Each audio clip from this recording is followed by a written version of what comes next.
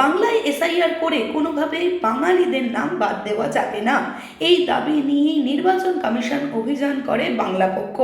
বাংলা পক্ষের দাবি, এসআইআরের নামে বাংলা জুড়ে বাঙালিদের ওপর চরম অত্যাচার করা যাবে না। ঘটি বাঙাল, হিন্দু, মুসলিম নির্বিশেষে বাঙালিদের নাম কাটার ষড়যন্ত্র করা যাবে না।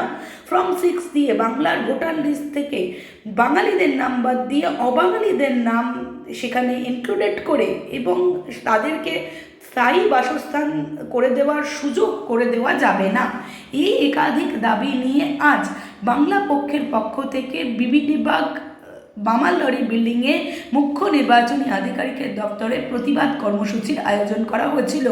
পরবর্তীকালে তাদের প্রতিনিধি দল মুখ্য নির্বাচনী আধিকারিক মনোজ কুমার আগরওয়ালের সাথে দেখা করেছেন এবং তাদের তরফ থেকে একাধিক প্রশ্ন করা হয়েছিল, কিন্তু সেই প্রশ্নের উত্তরই দিতে পারেননি নির্বাচনী আধিকারিক, এমনটাই দাবি বাংলা পক্ষে। তারা জানাচ্ছেন, তারা যদি প্রশ্নের উত্তর না পান আরও বড় কর্মসূচি করতে চলেছেন তারা। আগামী দিনে তাদের কর্মসূচি আরও বড় হবে, এমনটাই দাবি তাদের। এবার শুনে নেওয়া যাক তারা কি বলছেন। অফিসে গেছিলাম আমরা প্রথমত জানতে চেয়েছিলাম যে 48 ঘন্টার বেশি সময় পেরিয়ে গেছে, মহামান্য সুপ্রিম কোর্ট যে নির্দেশগুলো দিয়েছেন সুষ্ঠুভাবে এই এসআইআর প্রক্রিয়া করার জন্য, এগুলো করা হচ্ছে কিনা।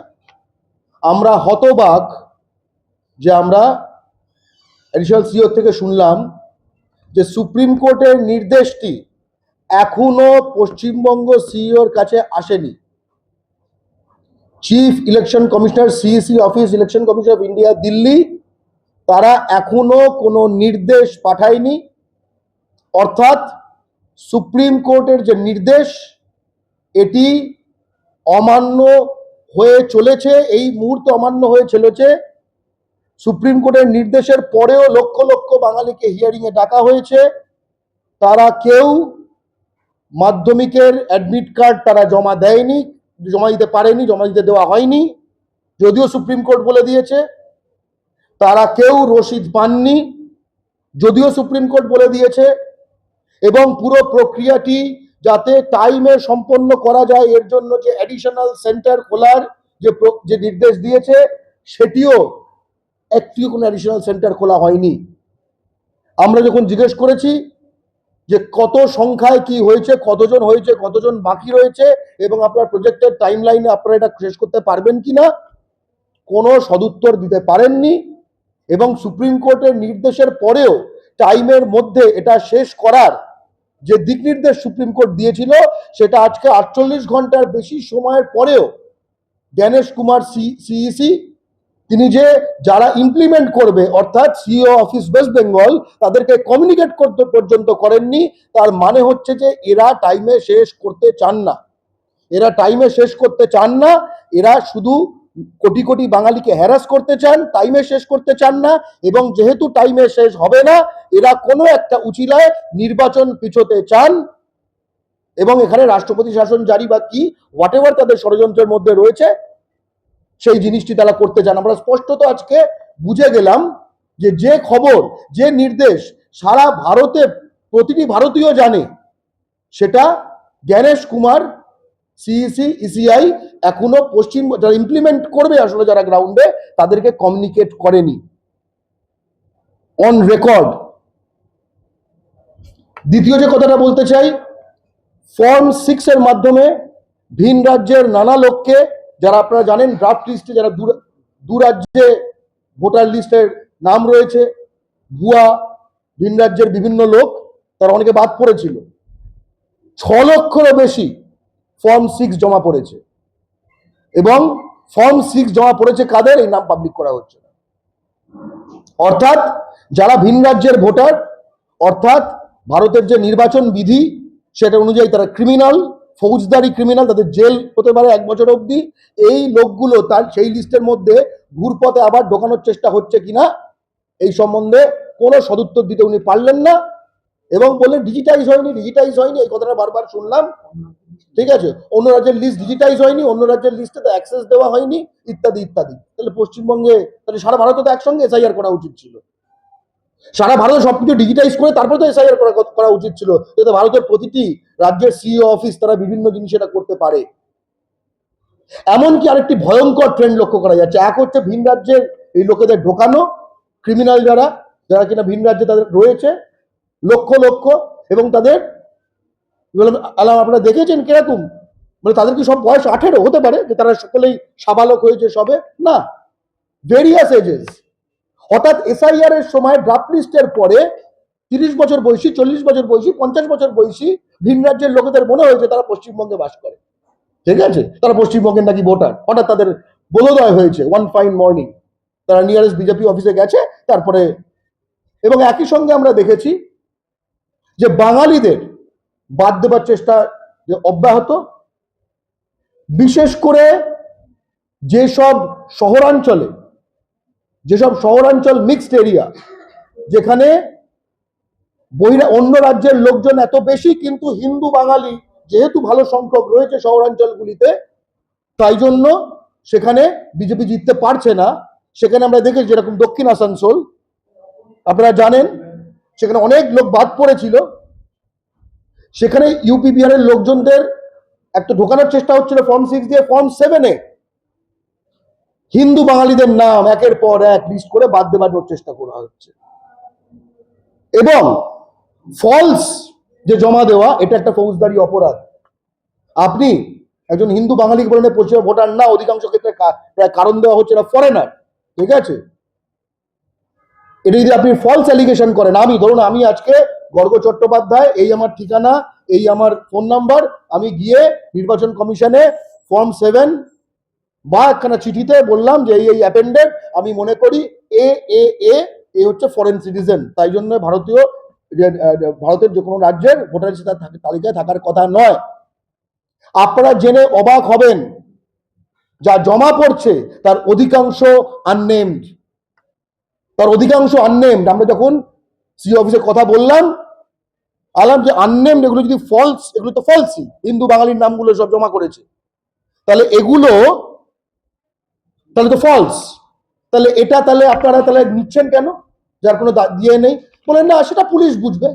পুলিশ কিভাবে বুঝবে? একটা কাগজ, সেখানে কোনো নাম নেই, কিছু নেই, টাইপ করা কাগজ, কোনো সই নেই, কোনো ফোন নাম্বার নেই, বুঝতে পারবে পুলিশ এটা আর কি হচ্ছে? তার মানে নির্বাচন কমিশন অ্যাট্রাক্ট করছে এই নামগুলোকে, আরো আরো আনো, আরো তারপরে কি হবে, এদের কাছে নোটিশ যাবে, আরেক রাউন্ড হবে, তারপরে ডেটটাকে বেরো। মূল কথা হচ্ছে ডেটটাকে বেরো।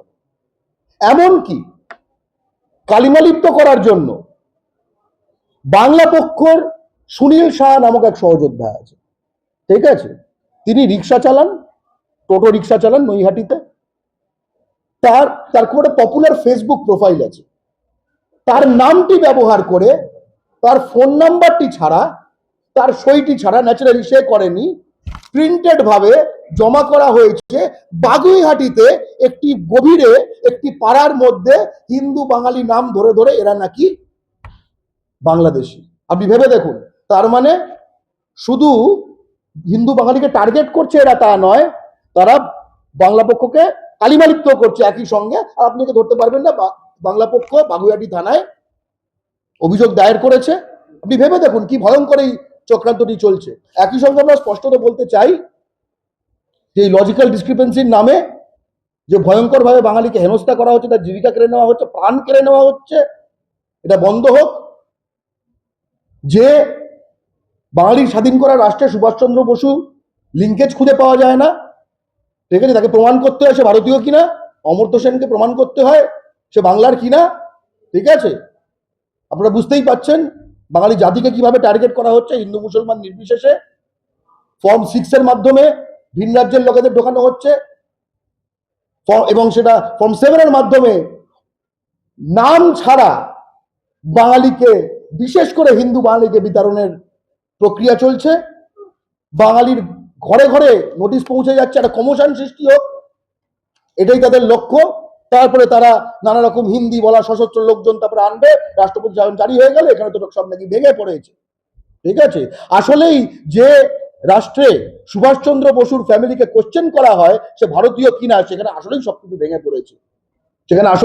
ভেঙে পড়েছে, এবং বাংলা বানান 2002, 2005, 2025 ড্রাফট লিস্টে, সেটা তারা এআই দিয়ে সব বলছে না, বাংলা ভাষার ইংরেজিতে তাদের মিলছে না।